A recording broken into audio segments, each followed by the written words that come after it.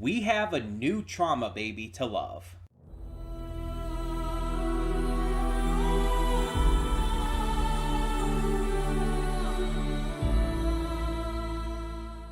Hey everyone, welcome to Princess of Gay. I'm your host Connie, and today we are here with Season 2, Episode 2 of Moon Girl and Devil Dinosaur. So this season started off with just, closing out where the last season ended.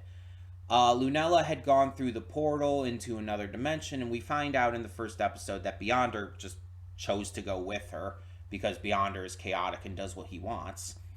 And she and him had this little journey where Beyonder learned more what it's about to be human, which is what he wanted in the first place. So, hey, a win for him, I guess. And Lunella came away with trauma. while Beyonder got something, kind of what he wanted, something positive out of this entire situation, the Beyonder, or Lunella, came out of it with PTSD because she almost died. Kind of horrifically, too. I mentioned that last time. It's like being buried up to your face in the ground and about to be stomped to death is pretty fucking terrifying. Like, I would have shit myself. Of course, I'm also, a bit of a coward, so there's a lot of situations I would shit myself in, to be fair. I probably would be I would be crying, pissing myself and everything just from, having been in that situation. Much less, getting to the point where I'm fighting this bad guy. I wouldn't even be fighting the bad guy. I'm not afraid to admit I'm a coward. I know what I am. I'm not what I would say proud of it, but I'm gonna own it. So, hey, I'm gonna be honest with myself and with all of you. Anyway, so Lunella faced some major trauma from that, and that's clearly gonna be a at least partial season-long story arc. It's unclear if it's gonna be the entire season right now. But she's going to be dealing with that trauma. It's definitely going to come back at probably some inopportune times. It's probably going to hit her, like, during fights and stuff. Probably not, like, every episode or anything. I hope not. Unless it's going to be resolved pretty quickly. Then doing it, like, kind of every episode would be a little much. But, yeah, in the end, she did make her way back. And I could see some people saying that she came back from that a little too quickly. Like, it should have at least been the first 2 episodes where she was, having to deal with being in this other dimension and stuff. And I can see that, but I think they handled it fine. Because her going through this portal, it's like we obviously knew she was always going to return. That was always the plan. And the journey was definitely more about, the aftermath of what happened before and setting up for this season, and I think they did that. I don't think there really needed to be anything more. But yeah, so we have all this set up, but we're back. Casey and Lunella's grandmother is there. Devil, obviously. And I'm wondering how much of like that other dimension is going to start leaking into ours. Because there's quite a few interesting things about that, including like a alternate version of Lunella called Devil Girl with Moon Dinosaur, which was just a fun reversal. I just thought that was neat. Will they end up returning? Will the main villain who got turned into a baby end up returning? A lot of questions on how that's all going to work. But we do find out that Beyonder, his entire, chaotic shenanigans have caused a lot of problems in other dimensions. In the one that they visited, he basically destroyed an entire planet's ecosystem by golfing with meteorites. on the nearest other planet. It destroyed this planet, and that's why the main villain of the first episode there was so pissed off at him. And the thing is, like, yeah, I can kind of agree with that. But that's the kind of character the Beyonder is. The Beyonder is kind of like Discord from My Little Pony, or Bill Cipher from Gravity Falls. He's a chaotic, godlike character who is doing what he does for fun because it's entertaining to him. But I see him being more like Discord than Bill, in terms of, like, he's definitely not as actively evil as Bill Cipher was. He's more like Discord. He's more just, a trickster. He's just having fun. He's not actually bad. And so I could see him being fully redeemed at some point, to the point where he's, working with Moon Girl and Casey and Devil and all of them to fight a big bad. I can absolutely see him working with them. And unlike Discord, he's probably not going to, like, have this really, really bad relapse in the end. Like, he'll still be chaotic, but he's not gonna, like, turn bad in the end like Discord did. That really ruined Discord's entire redemption arc and character. Because the thing is, Beyonder was never a bad guy. Discord started off as a villain, but Beyonder was always just kind of that chaotic neutral. He's a trickster, but that's all he is. He wants to know more about humanity, but he's not mean-spirited. He's nothing he's doing is because he wants to hurt anyone. Or because I don't even think he fully sees himself as being, like, better necessarily. Like, he has an ego, but not to, like, a dangerous degree. You know what I mean? So I definitely see him on a different level than, well, either Bill or Discord. But I definitely think that once he does, like, really, like, become part of the crew and everything, if he does, but I think he will. Once he does, I think it's going to be more of, like, a permanent switch up.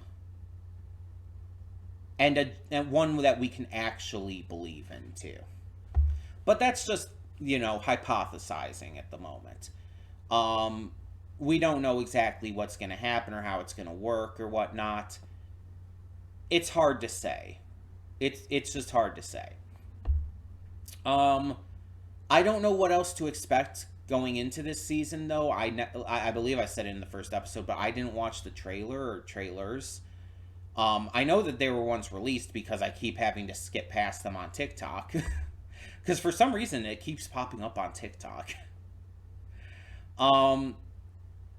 But I just chose not to watch it because I wanted to avoid spoilers with this one. And especially with 14 fucking episodes being released at once.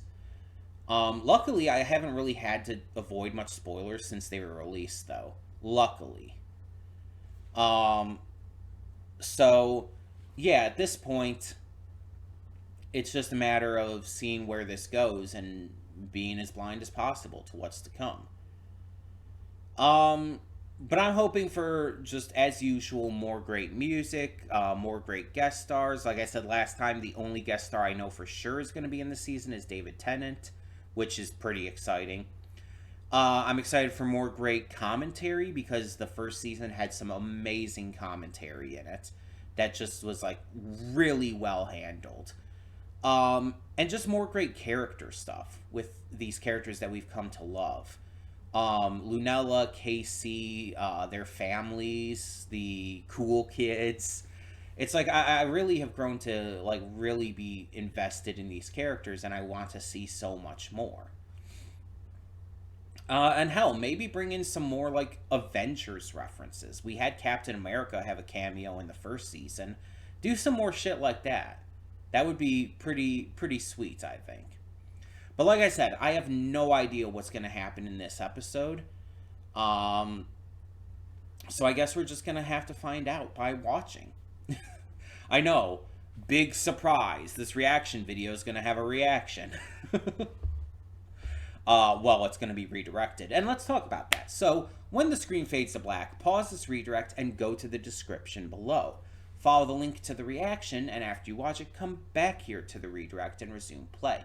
Because after it fades to black and then fades back in, everything from that point forward will be my afterthoughts and will contain spoilers to the episode.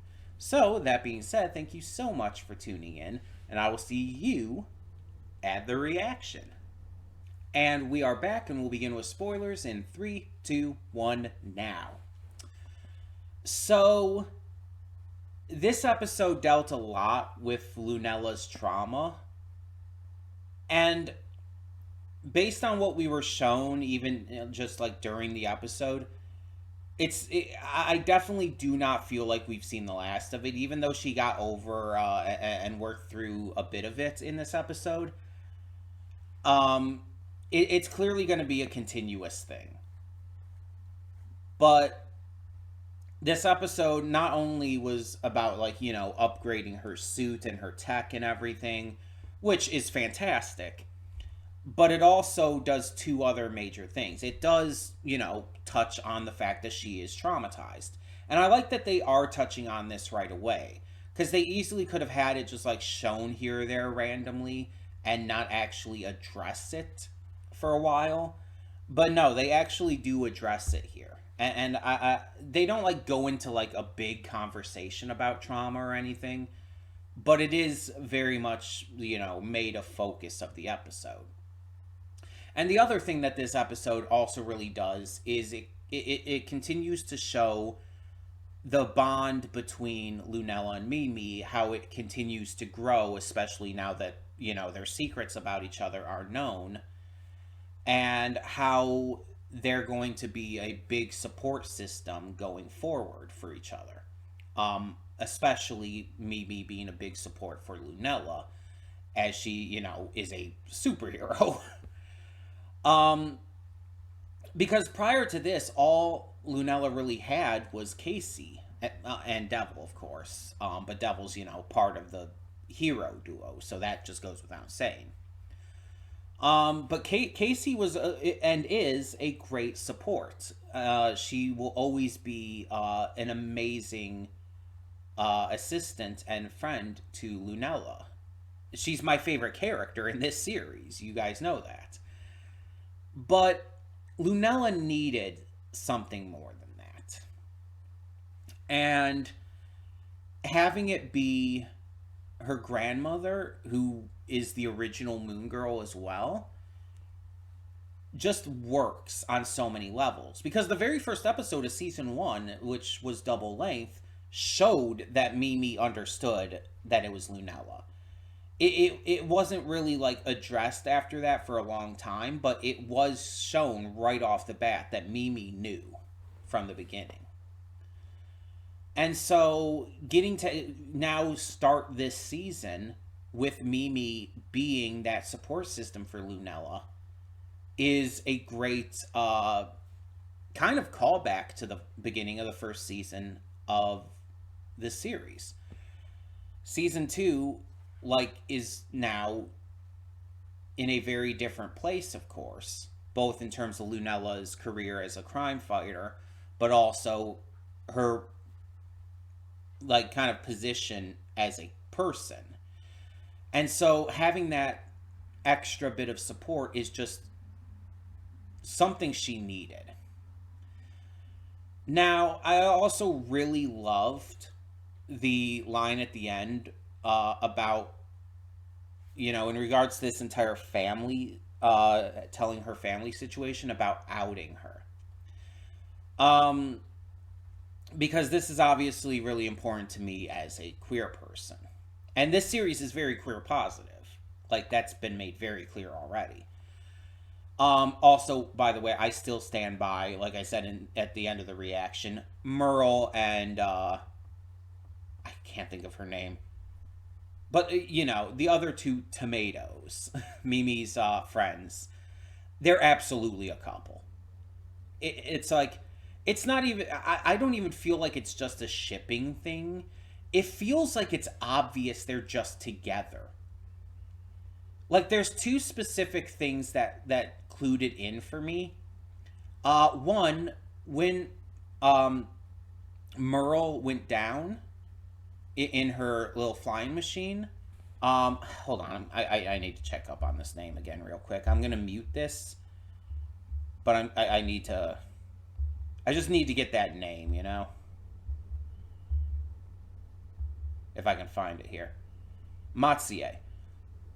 When Merle went down in her flying machine and everything, Matsuye went to check on her and is like really concerned. And it's like, you okay and everything. And it's like, yeah, obviously a friend should do that too. But then combined with the entire line about outing her in the end, it's like that is specifically a line that is used for the queer community. Like, I never hear that specific term used in that way in any other context. Obviously, it fits with the context of, Lunella being a superhero and everything here. But outside of this series, I have never heard of that being used in any other context. The term outing refers to letting people know about you or someone else, in the case of outing someone else, being queer. Whether that's gay, bi, pan, asexual, trans, non-binary, no matter what. The point is, when you out yourself, you are telling people. It comes from, the entire idea of coming out of the closet. And when you out someone else, that is a bad thing. Outing someone else, which means to tell others that they are like gay before they can do it themselves, is really fucked up and pisses me off. Never out someone against their will. If someone asks you to do it because it's like they're too nervous to do it themselves, then yes, you can do that because they're specifically requesting for you to do so. But never out someone against their will. If someone wishes to be out, they will either do it themselves or ask someone else to help them do it. Never do it without their permission. But yeah, this is a term that, again, I've pretty much exclusively heard for the queer community. I outside of this series, I haven't heard it used in any other context or anywhere else. So hearing it used in regards to a superhero thing makes sense. It works. Like, the context of it works. But with a very queer positive show, I just feel that was a little bit of a little hint to us. Like, I feel like they wanted to keep things a little more subtle because they're maybe afraid of Disney, and it's like, oh, they already have, Casey's fathers being in the series, so they don't want to push it by having too much more queer representation, like be blatant and in your face. But with the way that Matsuye checked in on Myrtle,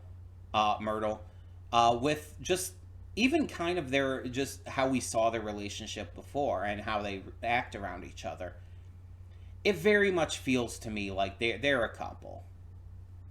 They are absolutely a couple. It feels more like it's kind of confirmed than just like a ship. But yeah, so just wanted to touch on that. Um, I really, really enjoy how the trauma that Lunella's going through causes her to connect with Mimi a lot more in this. Going back to what I was saying about how I love that she and Mimi are connecting and bonding through all of this.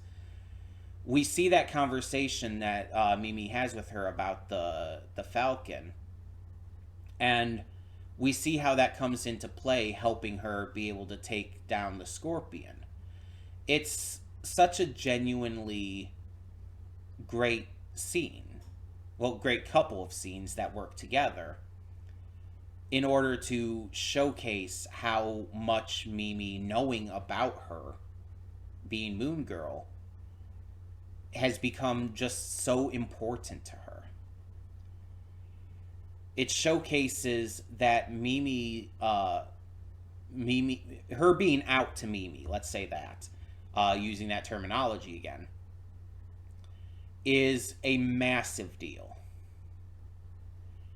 And I like that throughout this episode, they keep talking about how it's like, oh, should I come out to the rest of the family?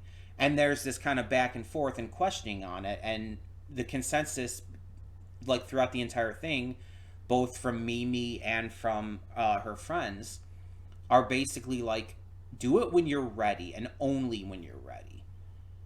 Don't rush into that. Don't just do it because you want your family to know. Only do it if you feel comfortable doing so. This is your choice to make and only should be done if you are in the right place to do so. And that's super respectful. Again, just comparing it to, being queer and coming out. That is the right advice to give. If you are a closeted queer person, never feel the need or responsibility to come out just because you feel like you have to.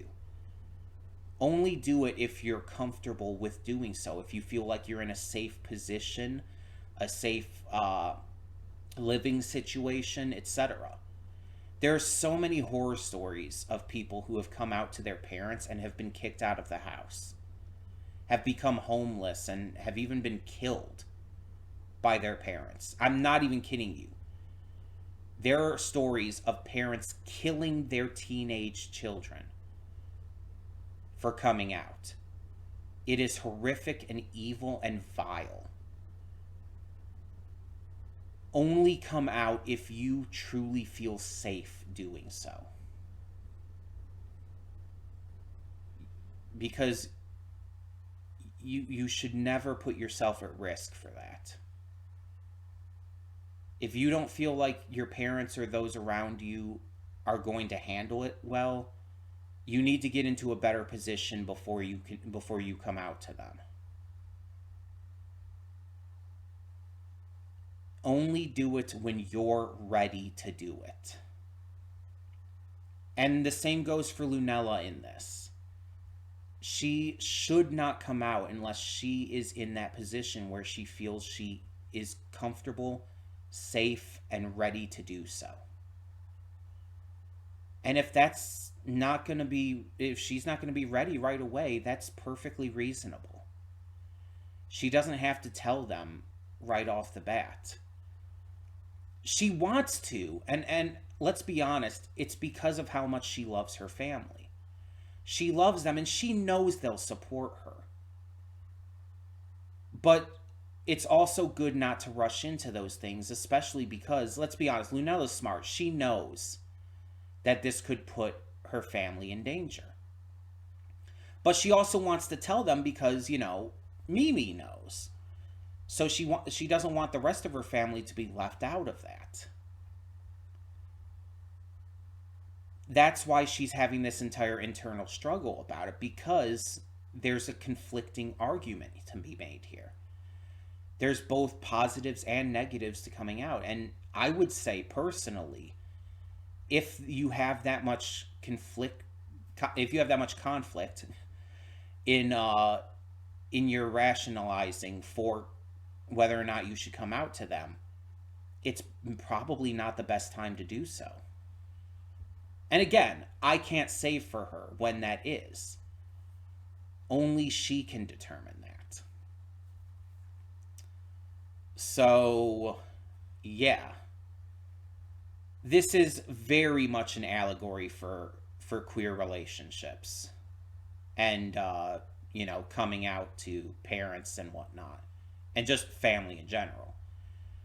This is very much an allegory for it. Again, with the tomatoes giving off big queer energy, it's just it's pretty obvious. Again, they even use the term coming out, which is used almost exclusively for queer people. So yeah, I really love that they did that. It's a good message that I feel like a lot of people will understand. And a lot of kids and teenagers nowadays will know what coming out means, especially if they are queer. A lot of closeted queer kids will know what that means, and they will catch that, I feel. There will be some who won't, but a lot of them will understand what that means and will get that message. And that's important. So I love that. I really do. But tell me in the comments below, what did you think of this episode of Moon Girl and Devil Dinosaur? Let me know your thoughts on the entire trauma angle they're continuing to go with. And obviously, as I said before, no spoilers. Even though 14 episodes were released at once, I am going into this one at a time, and I don't want to be spoiled. So no spoilers in the comments. Do not tell me anything about what's to come. And we will just keep going with this week by week. So thank you all so much for tuning in. And for now, I'm Connie, and I'm signing off. See y'all next time.